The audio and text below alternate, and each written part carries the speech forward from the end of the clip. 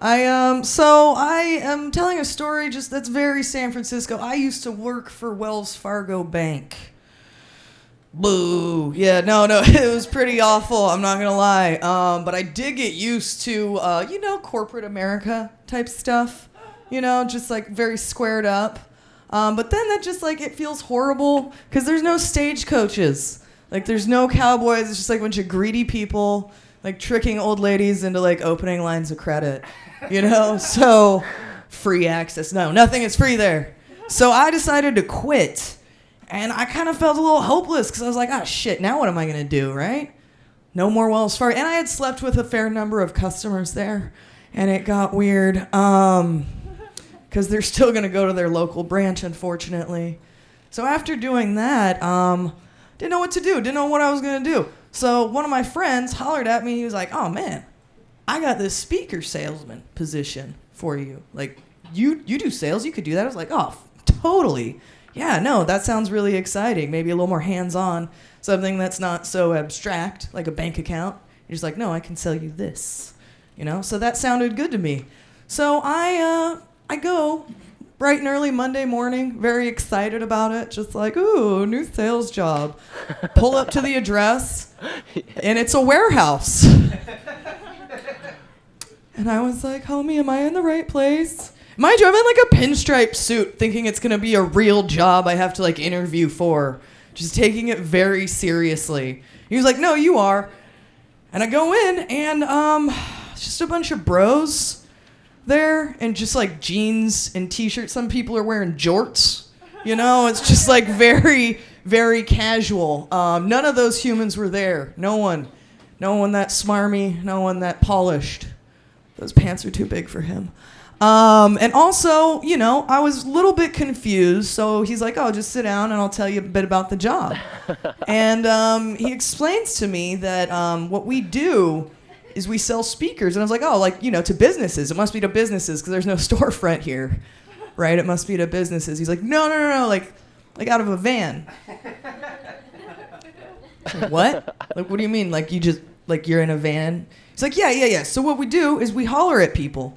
We call it hey guying. Just like, hey guy, right? And you have to be very excited when you do it. You know why? Because you're telling them that you went to pick up your speakers in the morning and they gave you double what you needed. Right? And you have an invoice that actually supports this BS. And you have to be very excited when you holler at them. Yeah, and you have to have you have a spec sheet with you, that just like shows how lovely they are despite the fact that they are literal crap.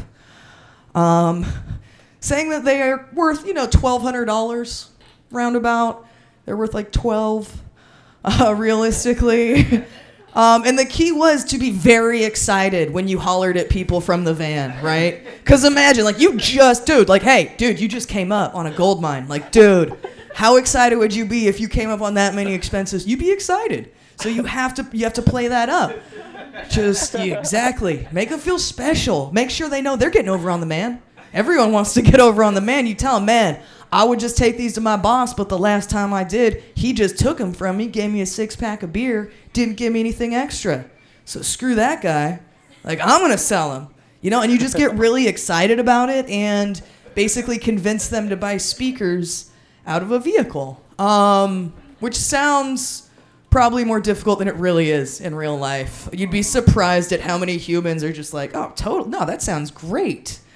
And I was immediately appalled once he had gone over all of it, but then I was like, fuck, yeah, I could do this. Yeah, let's do this. Yeah, I'm not going to wear like a suit to do it, but I will do it.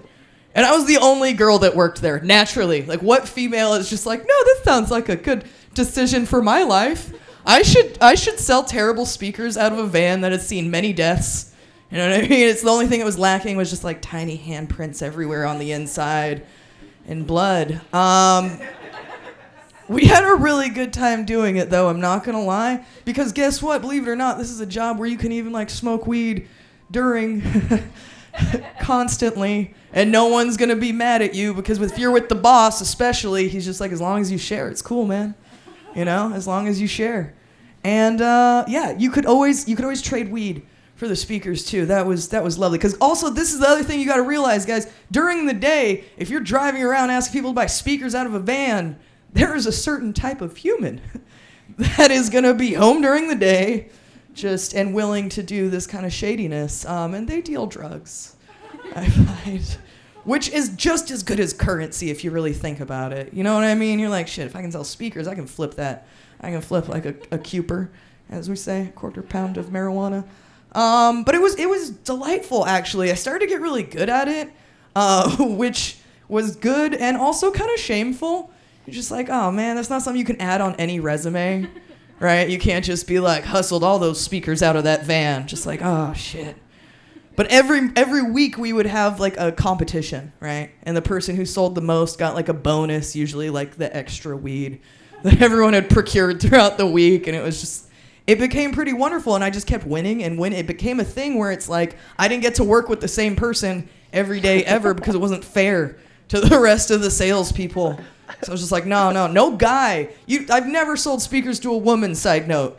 No woman would be like, let me pull over. Yeah, let me just pull my vehicle over, and then, you can sell me some, like, no, it's always bros, always dudes, you know what I mean? If they have a truck to transport the speakers, tits, like, that's golden, boom, like, we really like that, and we got really good at it. The biggest worry I ever had was just, like, running into someone I had already sold speakers to.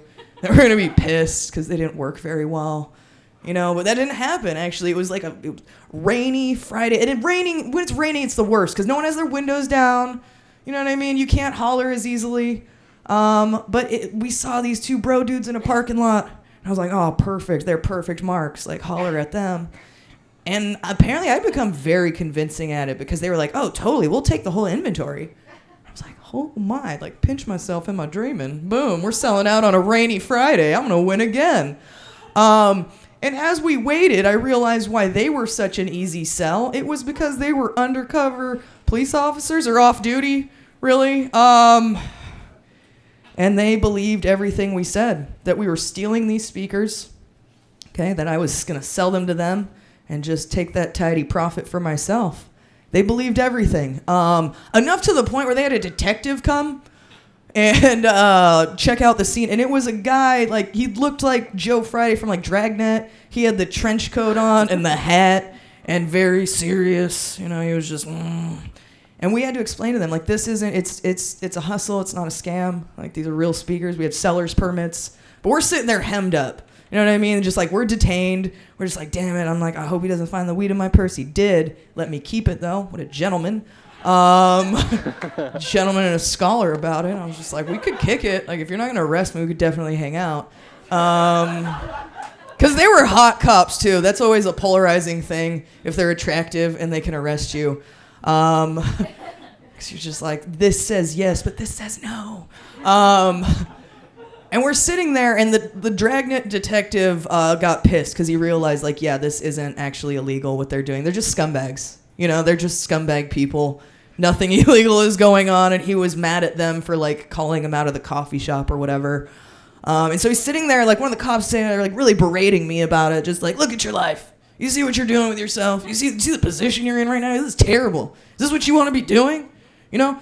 Have you ever been handcuffed before? And I was like, yes. But that time it was so much more fun. And so that's my story about selling speakers in San Francisco. Guys, don't ever buy speakers out of a van is the cautionary tale of that. You wouldn't. None of these people here would. No, you guys are all upstanding citizens. But yeah, so that's it. And thank you guys so much for hanging out.